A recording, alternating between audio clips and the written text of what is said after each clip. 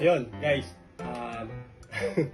May nakita kasi kaming video sa Facebook na piniprito niya yung itlog dun sa initan.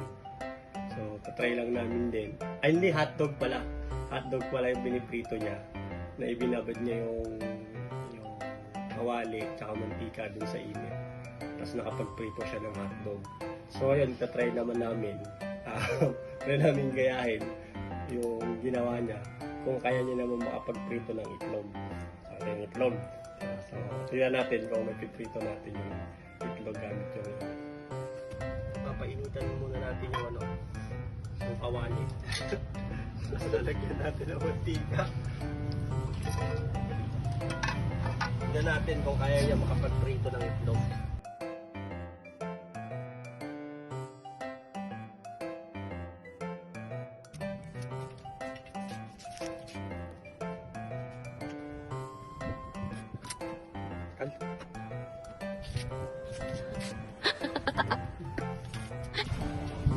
Grabe ang hot. Ang hot ko. Ibahat ka? Ayan, sa mo.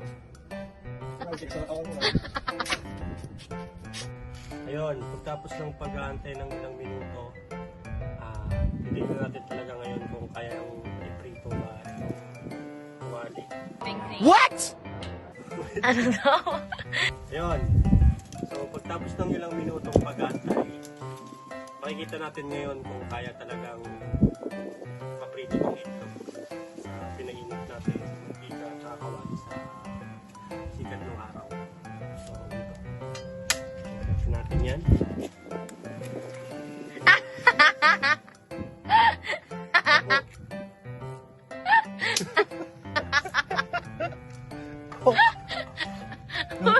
Yung itlog, hindi na fresh, nawasak. Ayan guys, pumalya yung ating ngayon. Hindi lang fresh yung Medyo naluto naman siya. Hindi nga lang ganun kaluto. Yun lang. Wala na magawa.